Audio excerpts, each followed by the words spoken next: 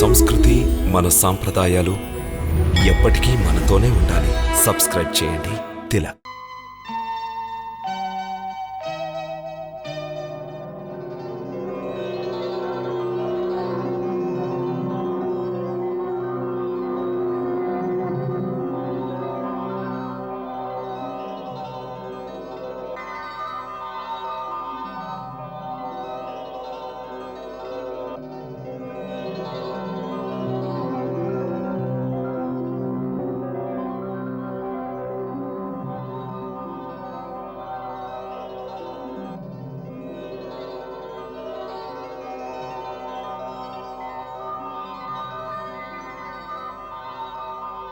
హే జగత్పాలక,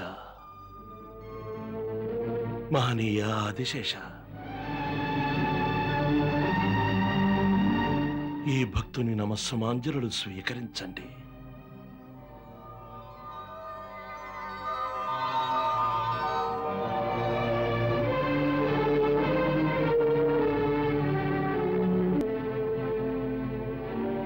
మీ యొక్క రాకతో నేను పునీతుడనయ్యాను ప్రభు, పునీతుడనయ్యాను.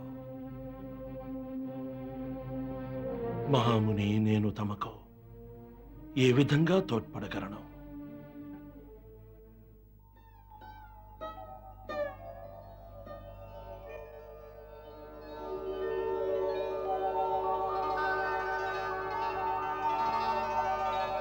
హే పూజనీయ, ఇలా వచించి తమరు నన్ను లజ్జితుని చేయకండి. తమరు నా ఇష్టదేవులైన భగవానుల మహేశ్వరునికి ప్రియమైన శిష్యులు. అందువల్ల తమన్ని సేవించే బాధ్యత మాది. మేమిక్కడికి తమకి ధన్యవాదాలు తెలియజేయడానికి వచ్చాం. తమరు ఇటువంటి మహోన్నతులైన ఇరువురి శిష్యులను నా ఆశ్రమానికి పంపించారు.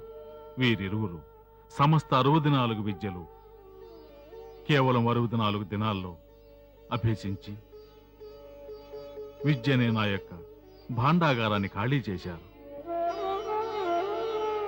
ఈ ధరిత్రిపై నేటి వరకు ఏ గురువుకు ఇటువంటి ప్రజ్ఞగల శిష్యులను పొందే భాగ్యం సంప్రాప్తించలేదు.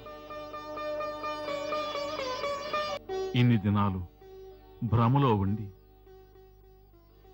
వీరెవరో దివ్య పురుషులు, దివ్యాత్మకలవారై ఉంటారని, అందువలనే విద్యను ఎంత సులువుగా గ్రహించగల శక్తి కలిగి ఉన్నారనుకున్నాను.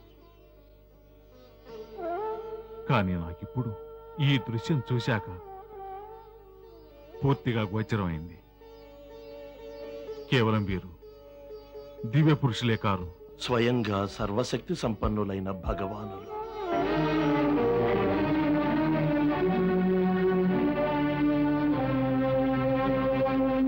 వారే త్రిలోకాల స్వామి భగవానుడు శ్రీకృష్ణుడు.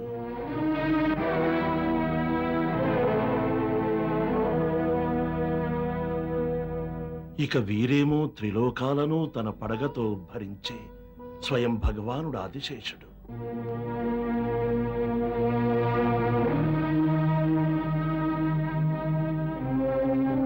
తమరు వారిని గుర్తించలేదు.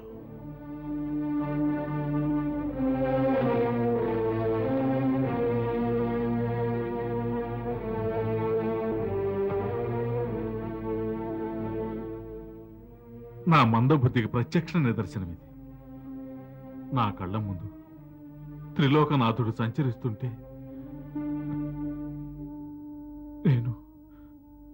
నేను నా విద్య అనే అహంకారంతో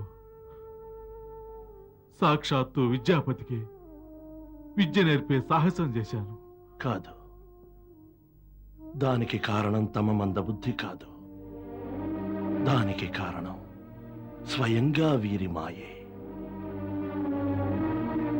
తమ ఎదుట ఆసీనులై ఏ విధంగా తమ మాయాతలను పరిచారంటే ఏ పాటి కూడా తమ శక్తితో వీరిని ఏ పరిస్థితిలోనూ గుర్తించలేనంత మేరకు వీరిని తమరు గుర్తించలేరు. వారే గుర్తించేట్టు చేయగలరు.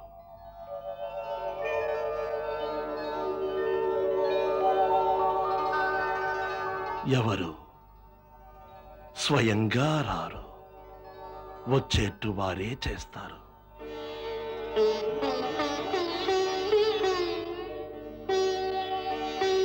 తమరు ఇచ్ఛాపూర్వకంగా ఇక్కడకు వచ్చావనుకుంటున్నారు కదూ? కాదు మహాముని, ఇది కూడా వారి అనంత కృపయే.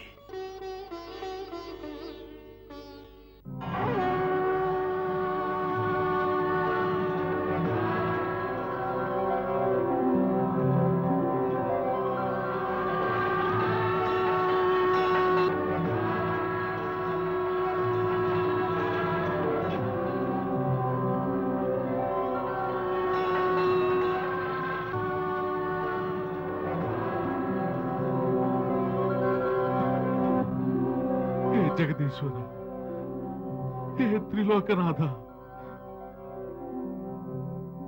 తమరు నా అపరాధాల్ని మన్నించండి ప్రభు. అజ్ఞానం వల్ల నేను చేసినవన్నీ మా యొక్క భ్రమ వల్ల చేసినవే. తమరు దయాసాగరులు. మది అపరాధాన్ని కరుణించి తక్షణమే తమ చరణాల సన్నిధికి నన్ను చేర్చుకోండి ప్రభు. మహాముని సాందీపని, ఇంతకు ముందు జరిగిన వాటికి, ఇకపై జరగబోవు వాటికి బాధ్యుడవు నీవు కాదు. సమస్తము మా యొక్క మాయా ప్రభావం చేత మా ఇచ్ఛానుసారమే జరుగుతోంది. మేము నీ కర్మనిష్టలకు అతి ప్రసన్నులమయ్యాము. నీ కర్మనిష్టలు, నీకు భగవంతుని యందు గల భక్తి శ్రద్ధలు, వాటి ప్రభావం చేత నీవి మాయాబంధనాల నుండి విముక్తుడవవుతావు. మహాముని, దానికి కొంత వ్యవధి ఉంది. ఎందుకంటే ఇంకా నీలో కొన్ని తృష్ణలు, కొన్ని ఆకాంక్షలు మిగిలి ఉన్నాయి. పూర్వజన్మ కర్మానుసారంగా నీవు కొన్ని సుఖదుఖాలను అనుభవించలేదు. అప్పటి వరకు నీపై మా మాయా ప్రభావం ఉంటుంది. పిదప నీ అంత్య సమయం ఆసన్నమైనప్పుడు మా కృపచే మా మాయ నుండి విముక్తుడవవుతావు. నీకప్పుడు మా అనన్య భక్తి ప్రాప్తిస్తుంది. అప్పుడు నీవు ఈ శరీరాన్ని విడనాడి మా గోలోకమునకు వస్తావు. అక్కడ మాకు సపర్యలు చేసే భాగ్యం నీకు ప్రాప్తిస్తుంది. మా మాయ యొక్క ప్రభావం వల్ల నేటి ఈ సంఘటన నీకు గుర్తు ఉండదు. అలాంటప్పుడే శిష్యులుగా మమ్ములను నీవు పరిగణించగలవు.